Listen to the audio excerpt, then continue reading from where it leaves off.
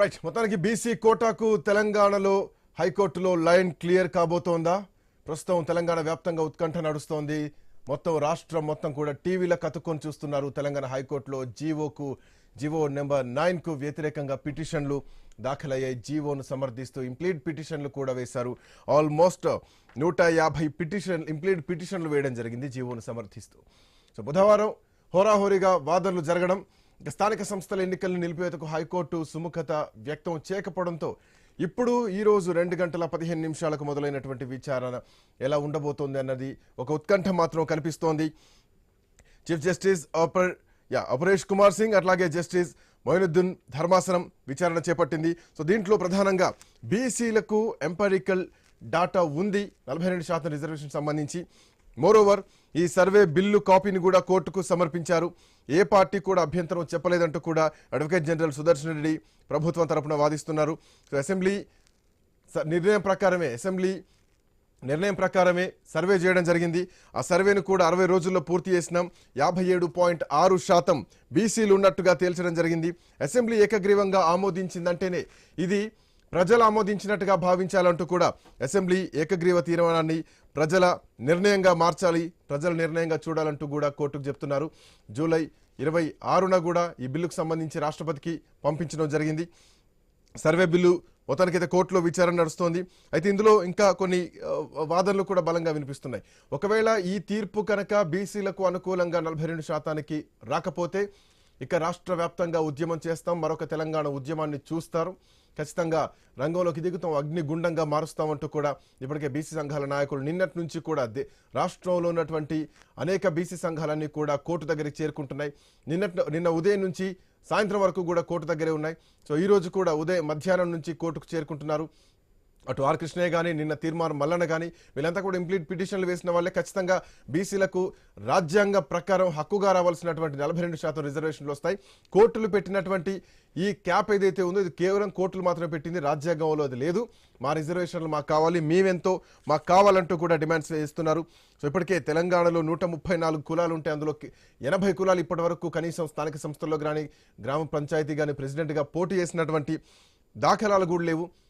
56% ఉన్నటువంటి బీసీలకు 42% రావాల్సినటువంటి రిజర్వేషన్ ఇది సహజ న్యాయంగా రావాలి. దీనికి కొర్రీలు పెట్టడం, దీనికి అడ్డుపడడం ఎంతవరకు సమంజసం? ఈసారి అడ్డుపడితే ఖచ్చితంగా ఊర్లలోకి వచ్చి మరి అల్లర్లు చేస్తాం, బీసీల దమ్మేంటో చూపిస్తాం. ఇప్పటి వరకు కూడా రకరకాలుగా ఉన్నటువంటి రకరకాల చెట్టు కింద ఉన్నటువంటి బీసీ సంఘాలన్నీ కూడా ఇప్పుడు ఒకే వేదికపై వస్తున్నాయి. సో అందరూ కలిసి యునైటెడ్గా బీసీ ఉద్యమాన్ని చేపట్టడానికి ముందుకొస్తున్నారు. ఆర్ కృష్ణయ్య కూడా ఇప్పటికే హైకోర్టు దగ్గర చేరుకున్నారు. ఆయన కూడా కీలక కామెంట్, ఒక ఆశాభావాన్ని అయితే వ్యక్తం చేస్తున్నారు. ఖచ్చితంగా రిజర్వేషన్ సాధిస్తామన్నటువంటి ఆశాభావాన్ని వ్యక్తం చేస్తున్నారు. ఇప్పటి వరకు ఈ బిల్లుపై ఒక్క పార్టీ కూడా అభ్యంతరం తెలపలేదంటూ కూడా అడ్వకేట్ జనరల్ సుదర్శన్ రెడ్డి హైకోర్టులో వాదిస్తున్నారు. సో ఏదేమైనా కానీ తెలంగాణ హైకోర్టు ఇచ్చేటువంటి తీర్పు కొంట కనిపిస్తోంది. ఈరోజు సాయంత్రానికి ఎట్లాంటి తీర్పు రాబోతోంది అన్నటువంటి చర్చ రాష్ట్రం మొత్తం కూడా నడుస్తోంది. రైట్, మా కరెస్పాండెంట్ ప్రవీణ్ కూడా హైకోర్టు నుంచి అందుబాటులో ఉన్నారు. ప్రవీణ్, సో ఎట్లా ఉంది ప్రస్తుతానికి? అంటే ఒకవైపు చర్చోపచర్చలు నడుస్తూనే ఉన్నాయి, బట్ బీసీ సంఘం నాయకులు కూడా చాలా నిన్నటి నుంచి పడిగాపులు కాస్తున్నారు. ఎట్లాంటి తీర్పు రాబోతుంది ఏమిటి అన్నటువంటి ఉద్దేశించి వాళ్ళు ఎక్కడి నుంచి వచ్చారు, ఎప్పుడు వచ్చారు, సో తీర్పు ఎట్లా ఉంటుందని భావిస్తున్నారు? గతంలో ఉన్నటువంటి తీర్పులకు అనుగుణంగా ఈ జీవో నిలబడుతుంది అని అనుకుంటున్నారా? ఒక్కసారి మాట్లాడించండి. శ్రీకాంత్, అయితే మనం చూసుకుంటే కనుక మొత్తం టోల్గా ఒక్కొక్కరుగా బీసీ సంఘ నాయకులు అందరూ కూడా అయితే ఈ యొక్క హైకోర్టు దగ్గరికి చేరుకుంటున్నారు. ఈరోజు మరి కాసేపట్లో వాదనలు కూడా అయితే వాడివేడిగా సాగుతున్నాయి. వాదనల అనంతరం తీర్పు ఏ విధంగా వస్తుంది, ఒకవేళ తీర్పు అనుకూలంగా రాకపోతే మాత్రం రాష్ట్రం మొత్తంగా కూడా అల్లకల్లోలం చేస్తామంటూ అయితే బీసీ జాతీయ నాయకులు మనతో పాటు ఉన్నారు, మాట్లాడించే ప్రయత్నం చేద్దాం అని చెప్పండి. అయితే ఒకవేళ జీవో నంబర్ 9ను సవాల్ చేస్తూ మొత్తం టోల్గా వాడివేడి వాదనలు సాగుతున్నాయి. అయితే ఇప్పుడు ఏజీ మొత్తం టోల్గా వాదనలు వినిపిస్తున్నారు. ఒకవేళ తీర్పు అనుకూలంగా రాకపోతే ఎలా ఉంటుంది కార్యాచరణ? మేము స్పష్టంగా ఈ తీర్పు మాకు అనుకూలంగానే వస్తుందని చెప్పేసి ఆశాభావాన్ని వ్యక్తం చేస్తున్నాం. ఎందుకంటే బీసీ సోదరులందరూ కూడా తెలుసుకోవాలి, ఈ రాష్ట్రంలో స్పష్టంగా కులగణన జరిగింది, ఎంపరికల్ డాటా వచ్చింది. ఆ డాటాని మొత్తం పూర్తిగా పరిశీలించిన తర్వాత డెడికేటెడ్ కమిషన్ ద్వారా నివేదికను ప్రభుత్వానికి సమర్పించడం, ప్రభుత్వం 42% రిజర్వేషన్లు మనకు ఏర్పాటు చేయడం జరిగింది. మీరు చూస్తే ఈ దేశ రాజ్యాంగం 243(d)(6) ప్రకారం స్థానిక సంస్థలకు సంబంధించిన రిజర్వేషన్ల అవకాశాన్ని అధికారాన్ని రాష్ట్ర ప్రభుత్వాలకు కట్టబెట్టింది. మరి దాని ప్రకారమే మీరు అన్నట్టుగా కులగణన జరిగింది. కులగణన జరిగిన తర్వాత డెడికేటెడ్ కమిషన్ ద్వారా 42% అనే నివేదికను ఏర్పాటు చేయడం జరిగింది. దాన్ని బేస్ చేసుకునే ప్రభుత్వం జీవో నెంబర్ 9 వచ్చింది. దానికన్నా ముందు కూడా స్పష్టంగా అసెంబ్లీలో అన్ని పార్టీల మధ్యన ప్రజల చేత ఎన్నుకోబడిన శాసనసభలో ఈ ఆర్డినెన్స్ పాస్ కావడం జరిగింది. కాబట్టి మేము స్పష్టంగా దీనిపైన ఆశాభావం వ్యక్తం చేస్తున్నాం.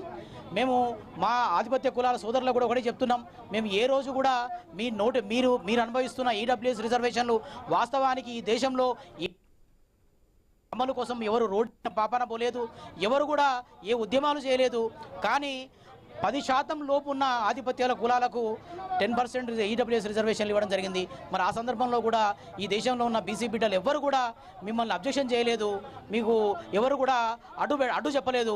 మీరు కూడా అలాగే బీసీలకు సంబంధించిన 42% రిజర్వేషన్ల పైన ఇవ్వద్దని చెప్పేసి, అభ్యంతరం చెప్పొద్దని చెప్పేసి కోరుకుంటున్నాం. కోర్టుల నుంచి కూడా మాకు పాజిటివ్గానే తీర్పు వస్తుంది అనుకుంటున్నాం. ఎందుకంటే రాష్ట్ర ప్రభుత్వం 1992 రాజ్యాంగ సవరణ ప్రకారం కూడా రాజ్యాంగ సవరణ 73 and 74 ప్రకారం ఈ దేశంలో స్థానిక సంస్థల్లో స్థానిక ప్రభుత్వాలలో సమానత్వపు విలువలు ఉండాలి, సమానత్వపు హక్కులు ఉండాలి పరిపాలనలో అని చెప్పేసి రాజ్యాంగం కూడా చెప్తుంది. ఆ రాజ్యాంగం ప్రకారమే, రాజ్యాంగం సూచించిన దాని ప్రకారమే రాష్ట్ర ప్రభుత్వం కూడా బీసీలకు 42% రిజర్వేషన్లు ఇచ్చింది. కాబట్టి మేము ఈరోజు దాని మీద ఆశాభావం వ్యక్తం చేస్తున్నాం. బీసీ సోదరులందరూ కూడా ఎలాంటి సంశయాలు లేకుండా, ఎలాంటి అనుమానాలు లేకుండా నామినేషన్లు వేయాలని చెప్పేసి మన యుద్ధ వేరులో ఎన్నాళ్ళ కళ ద్వారా మనం సాధించుకున్న 42% రిజర్వేషన్ ఎంపీటీసీలు, జడ్పీటీసీలు, సర్పంచులు, వార్డు మెంబర్లుగా మనకు ఈరోజు రాజకీయ ప్రాతినిధ్యం రాబోతుంది. కాబట్టి మీరందరూ కూడా ధైర్యంగా ముందుకెళ్లాలని చెప్పేసి మేము తెలియజేస్తున్నాం. అలాగే కోర్టు నుంచి కూడా పాజిటివ్గా ఒకవేళ రేపొద్దున ఏదైనా తేడాగా వచ్చినా సరే ఈ న్యాయ పోరాటాన్ని బీసీ ఉద్యమం గ్రామాల వరకు కూడా చేరిపోయింది. గ్రామాల్లో కూడా అర్థమవుతోంది మనం ఏం నష్టపోతున్నాం, ఏం కోల్పోతున్నాం అన్న విషయాన్ని. కాబట్టి ఉద్యమం ఇంకా తీవ్రమవుతుంది. రాష్ట్రం ఒకవేళ 42% రిజర్వేషన్కి ఈ రకమైన అడ్డంకి తగిలితే మాత్రం అల్లకల్లోలమయ్యే పరిస్థితులు ఉన్నాయని చెప్పేసి తెలియజేస్తున్నాను. ఇది మనతో పాటు ఇంకా కొంతమంది బీసీ నాయకులు ఉన్నారు.